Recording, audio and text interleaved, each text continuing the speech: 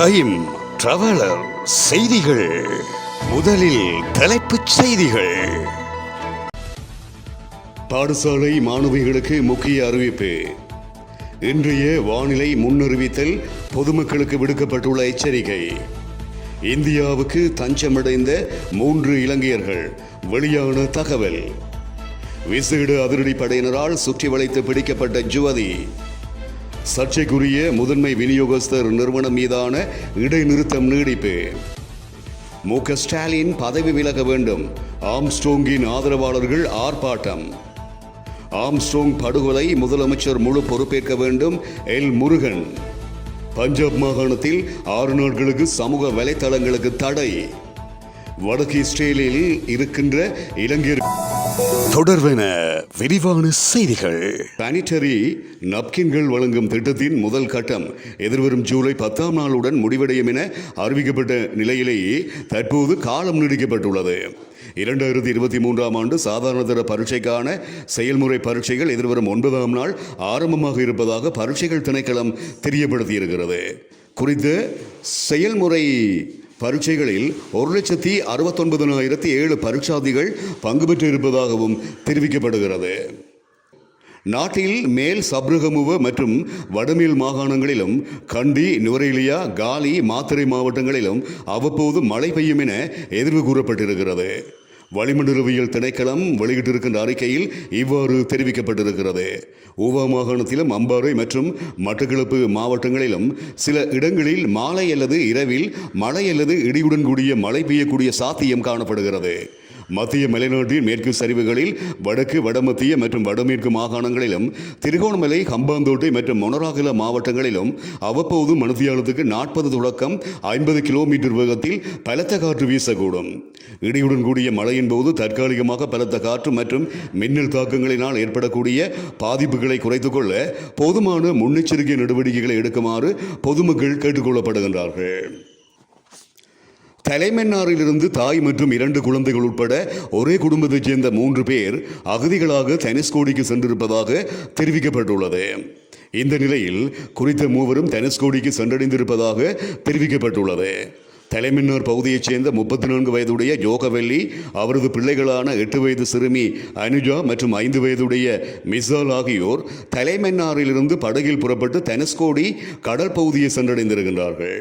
இதை அடுத்து தகவல் அறிந்த கடல் காவல்துறையினர் தனுஷ்கோடி கடற்கரை பகுதியிலிருந்து விசாரணைக்காக 3 பேரையும் மண்டபம் மெரைன் காவல் நிலையத்துக்கு அழைத்து சென்றிருக்கின்றார்கள்.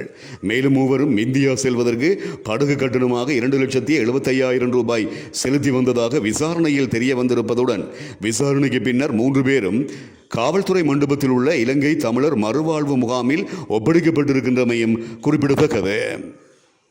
மொரட்டுவ பகுதியில் ஐஸ் போதைப்பொருள் மற்றும் போதைப்பொருள் கடத்தலில் ஈடுபட்டு வந்த யுவதியொருவரை போலீஸ் விசேட அதிரடிப்படையினர் கைது செய்துள்ளனர்.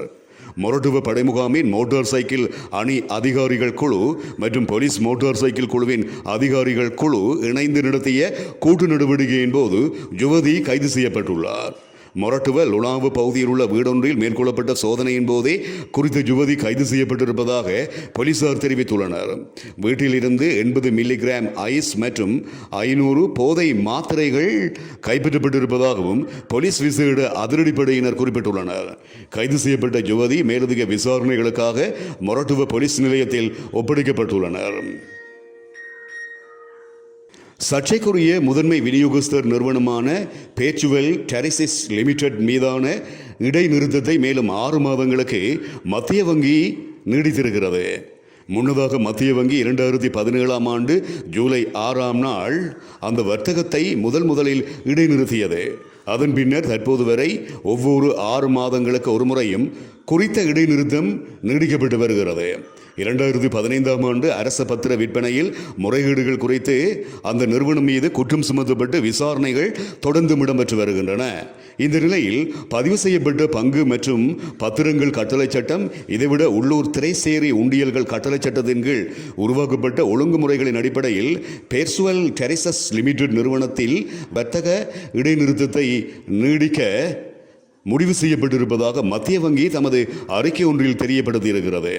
அதன்படி 2024 ஜூலை 5ஆம் நாள் அன்று மாலை 4:30 மணி முதல் நடைமுறைக்கு வரும் வகையில் பேச்சுவல் டெரிசிஸ் மேலும் 6 மாதங்களுக்கு ஒரு முதன்மை வியாபாரியின் வணிகம் மற்றும் செயற்பாடுகளை மேற்கொள்ள அனுமதி அளிக்கப்பட்டிருக்கிறது. இந்தியாவின் பகுஜன் சமாஜ் கட்சியின் தலைவர் படுகொலை செய்யப்பட்டதை அடுத்து அவரின் ஆதரவாளர்கள் ஆர்ப்பாட்டம் ஒன்றை முன்னெடுத்திருக்கின்றார்கள். குறித்த ஆர்ப்பாட்டமானது ராஜீவ்காந்தி அரசு வைத்தியசாலைக்கு முன்பாக முன்னெடுக்கப்பட்டிருப்பதாக தெரிவிக்கப்படுகிறது. அந்த வகையில் பகுஜன் சமாஜ் கட்சியின் மாநில தலைவராக இருந்த வழக்கறிஞர் ஆம்ஸ்ட்ராங் சென்னை பெரம்பலூரில் இருக்கின்ற அவரது வீட்டின் அருகே அடையாளம் தெரியாத கும்பலால் வெட்டி கொல்லப்பட்டார். கொலை செய்யப்பட்ட ஆம்ஸ்ட்ராங்கின் உடல் பிரேத பரிசோதனைக்காக ராஜீவ்காந்தி அரசு வைத்தியசாலைக்கு கொண்டு செல்லப்பட்டது. இதனையடுத்து அந்த பகுதியில் உள்ள கடைகள் மற்றும் வணிக நிறுவனங்கள் மூடப்பட்டிருப்பதுடன் அவரின் ஆதரவாளர்கள் ராஜீவ்காந்தி அரசு வைத்தியசாலைக்கு வெளியே ஒன்று கூடி குற்றவாளிகளை கைது செய்ய கோரி ஆர்ப்பாட்டத்தில் ஈடுபட்டுள்ளனர். மேலும் தமிழக அரசாங்கம் மீது தங்களுக்கு நம்பிக்கை இல்லை என்றும் இந்த கொலை சம்பவம் குறித்து குற்றப்புலனாய்வுத்துறை விசாரணை நடத்த வேண்டும் எனவும் மற்றும் தமிழக முதல்வர் மு.க. ஸ்டாலின் பதவி விலக வேண்டும் எனவும் வலியுறுத்தி ஆர்ப்பாட்டத்தினை முன்னெடுத்துள்ளமை குறிப்பிடத்தக்கது. ஆம்ஸ்ட்ராங்கின் படுகொலை என்பது அரசாங்கத்தின் தோல்வியை காட்டுகிறது என்று மத்திய இணையமைச்சர் எல். முருகன் குறிப்பிட்டிருக்கின்றார். பகுஜன் சமாஜ் கட்சியின் மாநில தலைவர் ஆம்ஸ்ட்ராங் வெட்டி படுகொலை செய்யப்பட்டார். இந்த நிலையில் சென்னை ராஜீவ்காந்தி அரசு பொது மருத்துவமனையில் வைக்கப்பட்டுள்ள அவரது உடலுக்கு மத்திய இணையமைச்சர் எல். முருகன் அஞ்சலி செலுத்தினார். பின்னர் செய்தியாளர்களிடம் பேசிய அவர் பகுஜன் சமாஜ் கட்சி மாநில தலைவர் ஆம்ஸ்ட்ராங் சமூக சேவையில் ஈடுபட்டு பல இளம் வழக்கறிஞர்களை உருவாக்கியுள்ளார். ஆம்ஸ்ட்ராங் சமூக விரோதிகளால் கொலை செய்யப்பட்டிருப்பது பெரும் அதிர்ச்சியை ஏற்படுத்தியுள்ளது. ஒரு கட்சியின் மாநில தலைவருக்கு பாதுகாப்பு இல்லாத நிலை தமிழ்நாட்டில் நிலவி வருகிறது. சென்னையில் தற்போது படுகொலை சம்பவங்கள் அதிகரித்துள்ளது. ஆம்ஸ்ட்ராங்கின் படுகொலை என்பது அரசாங்கத்தின் தோல்வியை காட்டுகிறது.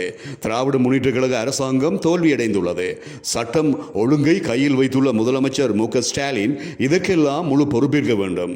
தமிழ்நாடு அரசு சட்டம் அதனுடைய ஒழுங்கை ஒரு துளி கூட மதிக்கவில்லை. இந்த வழக்கை சிபிஐக்கு மாற்ற வேண்டும் என்றும் அவர் குறிப்பிட்டிருக்கின்றார். பாகிஸ்தானின் பஞ்சாப் மாகாணத்தில் 6 நாட்களுக்கு சமூக வலைத்தளங்களுக்கு தடை விதிக்கப்பட்டுள்ளது. பாகிஸ்தான் நாட்டில் வரும் 17ஆம் நாள் மொஹரம் பண்டிகை கொண்டாடப்பட உள்ளது. இந்த பண்டிகையை முன்னிட்டு அந்த நாட்டின் பஞ்சாப் மாகாணத்தில் வரும் 13ஆம் நாள் முதல் 18ஆம் நாள் வரை சமூக வலைத்தளங்களுக்கு தடை விதிக்கப்பட்டுள்ளது. இந்த நடவடிக்கையானது வன்முறையை தடுக்கும் நோக்கில் மேற்கொள்ளப்பட்டிருக்கிறது. இதனூடாக வெறுப்பு பேச்சு, தவறான கருத்துக்கள் மற்றும் தகவல்கள் பகிரப்படுவது தடுக்கப்படும் என்று முதல்வர் மரியம் நவாஸ் தலைமையிலான பஞ்சாப் மாகாண அரசாங்கம் தெரியப்படுத்தியுள்ளது. இஸ்ரேலில் ஹிஸ்புல்லா தாக்குதல்கள் அதிகரித்து வரும் நிலையில் தகுந்த பாதுகாப்பு நடவடிக்கைகளை மேற்கொள்ளுமாறு இஸ்ரேலில் உள்ள இலங்கை தூதரகம் வடக்கு இஸ்ரேலில் உள்ள இலங்கையர்களுக்கு தெரியப்படுத்தியுள்ளது. இஸ்ரேலின் வடக்கு பிராந்தியத்தில் சுமார் 2000 இலங்கையர்கள் பணிபுரிவதாக தூதரகம் குறிப்பிட்டிருக்கிறது. அவர்கள் விவசாயம் மற்றும் பராமரிப்பு துறைகளில் வேலைகளில் ஈடுபட்டிருப்பதாகவும் தெரிவிக்கப்பட்டிருக்கிறது. சிரேஷ்ட ஹிஸ்புல்லா கமாண்டர் மீது இஸ்ரேல் நடத்திய தாக்குதலுக்கு பதிலடியாக லெபனானில் இருந்து ஏவப்பட்ட ஏவுகணை மற்றும் ஆளில்லா விமான தாக்குதல்களால் 15,000 ஏக்கர் உலர் புல்வெளிகளும் விளை நிலங்களும் எரிந்து நாசமாகியுள்ளதாக அதிகாரிகள் தெரியப்படுத்தியிருப்பதாக இஸ்ரேலுக்கான இலங்கை தூதுவர் குறிப்பிட்டார். நிலவும் கடும் வறட்சி காரணமாக பல பகுதிகளுக்கு தீ பரவியிருப்பதாகவும் நிலைமையை கட்டுப்படுத்த இஸ்ரேல் தீயணைப்பு வீரர்கள் நடவடிக்கை எடுத்து வருவதாகவும் இஸ்ரேலுக்கான இலங்கை தூதரகம் குறிப்பிட்டிருக்கிறது. இந்த நிலைமையை கருத்தில் கொண்டு குறித்த பிரதேசத்தில் வசிப்பவர்கள் தமது பாதுகாப்பில் தொடர்ந்தும் கவனம் செலுத்த வேண்டும் எனவும் அத்தியாவசிய விடயங்களுக்கு அன்றி பணியிடங்களை விட்டு வெளியேற வேண்டாம் எனவும் இஸ்ரேலுக்கான இலங்கை தூதரகம் தெரியப்படுத்தியிருக்கின்றது. இத்துடன் டைம் டிராவலர் செய்திகள் நிறைவடைகின்றன.